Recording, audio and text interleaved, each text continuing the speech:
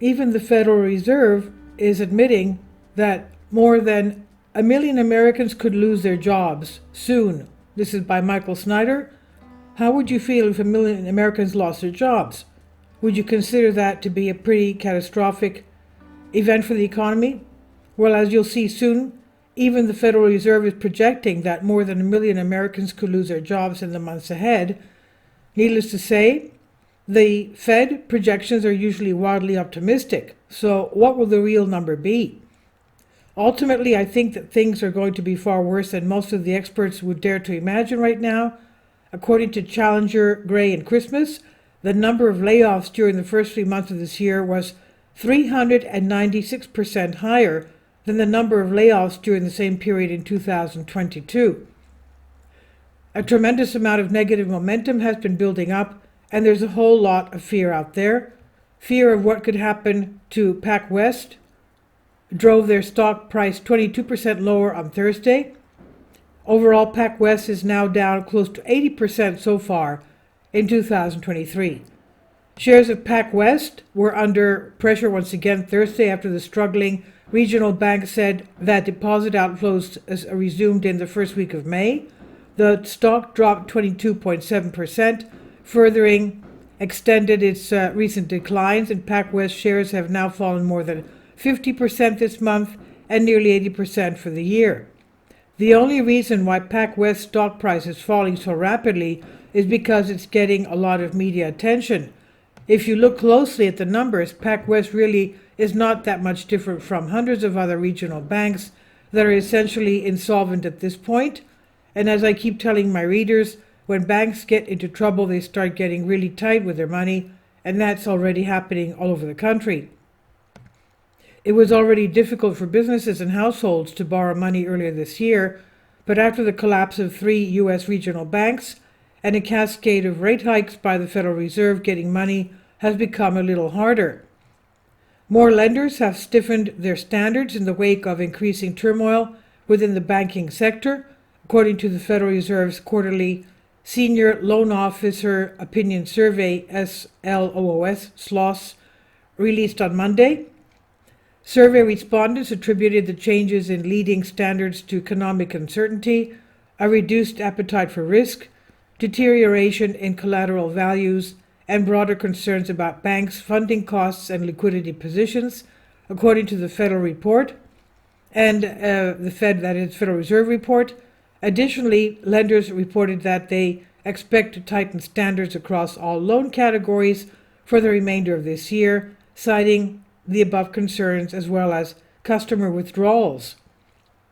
If businesses and consumers have access to less credit, economic activity will slow down. And as economic activity slows down, more businesses will get into trouble or fail completely. And that's going to mean more layoffs. In fact, initial claims for unemployment benefits just jumped to the highest level in nearly 2 years. The number of Americans filing for unemployment benefits last week jumped to the highest level since 2021, the latest sign the historically tight labor market is cooling off in the face of rising interest rates. Figures released on Thursday by the Labor Department show initial claims for the week ended May 6 surged by 22,000 to 264,000, well above the 2019 pre-pandemic average of 218,000 claims. It marks the steepest level for jobless claims since October 2021. This was a very sharp rise. According to Zero Hedge, it was actually a 4 sigma miss to expectations. The print was a 4 sigma miss to expectations and was above the highest forecast made by the 45 economists participating in the survey. Ouch! But this is just the beginning. According to Fox Business, if current Fed projections are accurate, more than 1 million Americans will soon lose their jobs. The most recent projection from the Fed shows that officials expect unemployment to rise 4.6% by the end of the year, up from the current rate of 3.5%. That could mean more than 1 million Americans lose their jobs between now and the end of the year. Of course, many of us do not believe that the Federal Reserve's projections will be accurate, Personally, I expect to see absolutely massive job losses over the next couple of years, and as the economy steadily deteriorates, the condition of our society will get even worse than it is right now. For many of you, that may be hard to believe because things have already deteriorated quite dramatically. In San Francisco and other cities around the nation, organized retail looting now happens on an industrial scale. For example, just check out what's going on at a Target near San Francisco's Union Square. The report says, "I'd say 10 thefts a day," said one worker at the Target inside the Metreon, a mall near San Francisco's Union Square. 10 thefts a day. The worker spoke on the condition of anonymity because they did not have permission from a supervisor to talk to the press. "Every 10 minutes you see it," another worker said, who also did not wish to be named. "Look in some corner of the store and you'll see people shoveling stuff into a bag, food and cosmetics. We have never seen anything like this before, and this is why countless businesses have already left the city." Another worker that was interviewed noting that lipstick and nail polish had just been stocked that morning and now they're empty. A third worker also spoke on the condition that they not be named, said lipstick and nail polish, which are not locked behind plastic and regularly stolen in handfuls. "They were stocked this morning and now they're empty," the worker said, pointing to an empty shelf reserved for lipstick.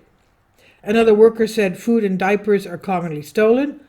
If this is how Americans are behaving now while economic conditions are still at least somewhat stable, how will they behave when they are in the midst of a full-blown economic nightmare?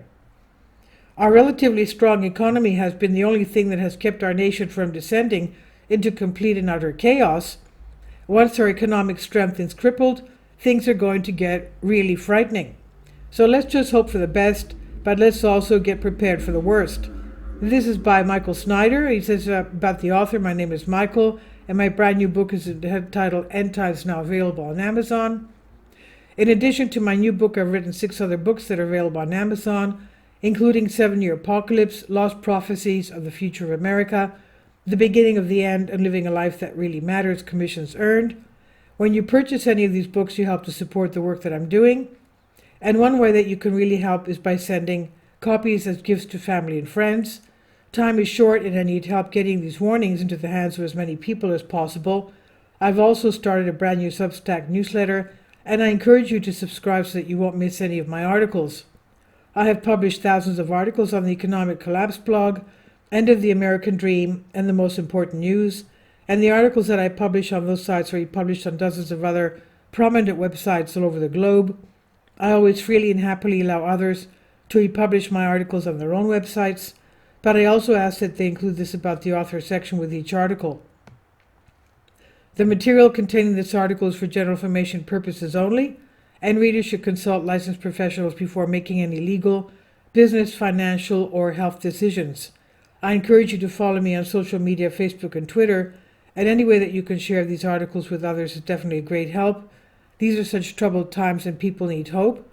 John 3:16 tells us about the hope that God has given us through Jesus Christ. "For God so loved the world that he gave his only begotten Son, that whosoever believeth in him should not perish but have everlasting life." If you have not already done so, I strongly urge you to invite Jesus Christ to be your Lord and Savior today. And this is on the Economic Collapse blog by Michael Snyder. Please leave your comments, and thank you for your support. Kindly support my Patreon account.